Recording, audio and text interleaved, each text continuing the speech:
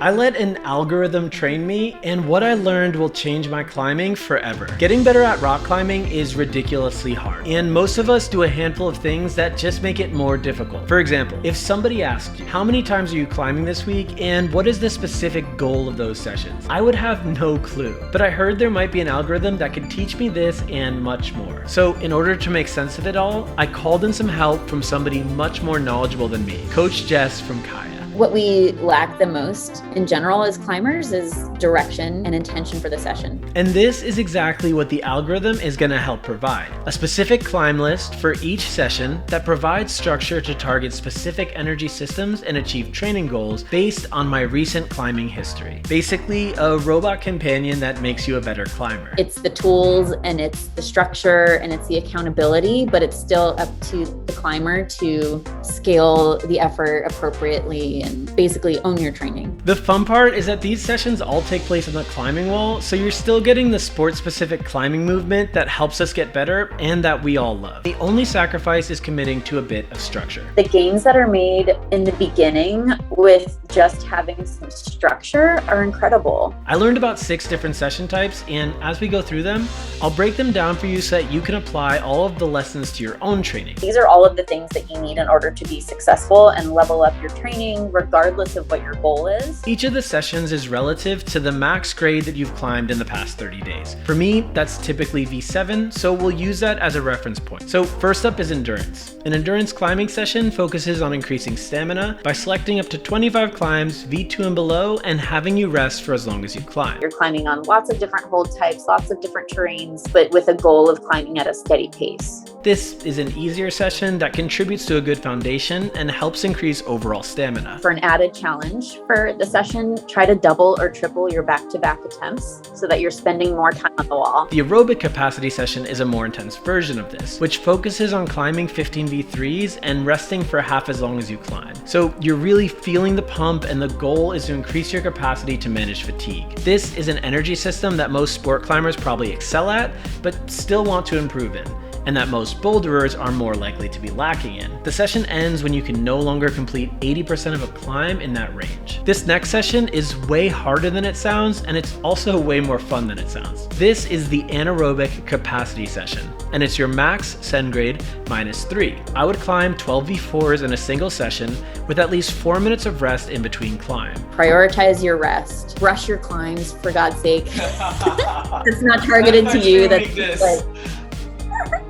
That's not just for you, that's for everybody. Like, what do I do when I'm resting? Look at beta, brush the wall. This anaerobic capacity session has ended up being something that I enjoyed way more than I thought. When Coach Jess described the perfect week, this is one of the sessions she advised including, and it's a change that I'm specifically programming into my climbing now. Before filming this video today, I actually just finished a midweek anaerobic session, and it's something that I'm coming to enjoy more and more, although I'm always very tempted to jump on harder climbs, and I'm not gonna lie and say that I don't sprinkle a few in here and there when I do these anaerobic sessions.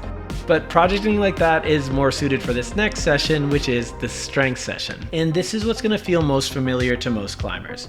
For me, it falls between a V5 to V7 range, and it's basically comprised of the difficult but most doable climbs near your top end grade. Everything from your hardest flash goes to your week-long projects. And I make an additional distinction here where I try to focus on the harder 5s and the softer 7s, because as the grades progress, there's kind of like a bigger range of difficulty, and I want to account for that when I'm doing these strength sessions. The harder V7s fall more into this next session type, which is a limit session. All of the things that you've already learned in the 5 workouts before this are going to pop up within this limit session. The things that you have learned up until this point are really going to come to your advantage and help you out for this session. This session only selects 4 climbs that are all above your max grade. It focuses specifically on advancing your skills as a climber, taxing your ability to the max, and completely removing the warm fuzzy feeling of sending a hard climb. It's a hard one to commit to because the goal isn't to send the climb, it's to become more comfortable with difficult positions and to string together more complex moves than you're used to. Spending the time at these lower levels, that's what's actually going to get you the V8 and the V9 mastery. And that's what we're working on, it seems, is like the mastery of the sport, the mastery of technique, and working below your limit to do that, because that's where all the climbing happens. This is the major investment in progression that over time will unlock your next hardest send.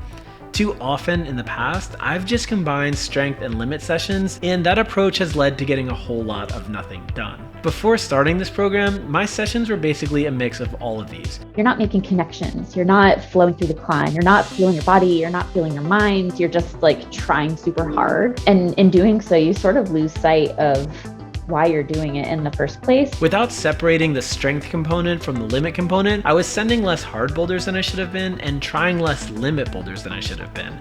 But breaking my climbing into these specific sessions has had a great effect on unlocking some more sustainable progression through a bit of planning. So what framework will I plan to use moving forward? I really like the framework of Jess's perfect week. Let's use the perfect week as an example. Monday is a strength session. Tuesday is your anaerobic. You're off on Wednesday, or you're doing the recovery session. You're off on Thursday, and then Friday is your limit day. It's not like a perfect science. It could even fluctuate week to week. Definitely plan out your hardest day and your second hardest day, then the rest you can kind of fill in, but just make sure that you're planning your rest around those hard days. To add this structure to your own climbing, you can recreate the climb list manually based on your past descents, or you can use the Kaya workouts feature to automatically select the appropriate climbs. I've been using Kaya since it first launched, and I subscribed annually to Kaya Pro on the day it was released, and have been paying the full annual price of $250 a month since then. But most of the features are completely free to use, such as beta videos, climb logging, and achievement badges. But the Pro version has additional analytics and session tracking tools that I really enjoy using. And it's also where you can use this Kaya workouts feature. I love the community on Kaya, and I really appreciate the team behind it. So if you haven't, I hope you'll sign up and start posting your send videos so that I can steal some beta to send my projects. So does this feature actually work, and would I recommend it? Well, it's important to know that nothing can replace having a dedicated climbing coach or getting insight from local climbers who are more knowledgeable than you are in the sport. However, for myself and for many others, there's logistical barriers that prohibit working with a coach. So what I liked about the Kaya workouts was that it was a self-guided approach to begin introducing structure to my climbing. It's a great tool in the toolbox to begin exploring structured training, which makes me feel more comfortable in designing my own training plans and more eager to work with a climbing coach when finances and scheduling allow. But the biggest takeaway for me was this. What I'm hearing from you is like this new level of appreciation and stoke for climbing in general, instead of kind of feeling a little bit defeated and kind of feeling a little bit lost because you haven't gotten this particular grade. All of that is so important for the climber. When I started this program, I was in a really difficult place where I turned to one of my close friends and admitted that most of the time I was leaving the gym more frustrated and drained than when I started the session. This pattern was a full-on spiral that had no foreseeable end other than an injury or quitting the sport. But by subdividing my sessions into smaller and more specific goals, I'm able to walk into the gym with much more realistic expectations. The last thing that we want to be stressed out about is the thing that gives us the most joy. Allowing something to sort of help you control those factors and keep you focused and keep you within your bounds to have a really good, successful session while life goes on around you. Like, that is major for climbers, and it's something pretty new. Like, you haven't had that before. This is only one of the many frameworks that are out there for climbing progression.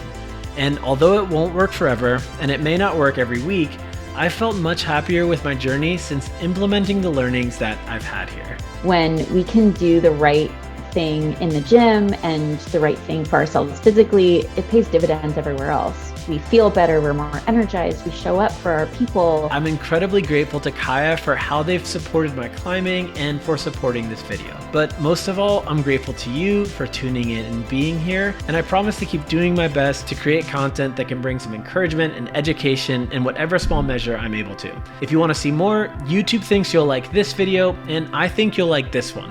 So hopefully one of them is interesting to you, and I'll see you in the next one. Bye.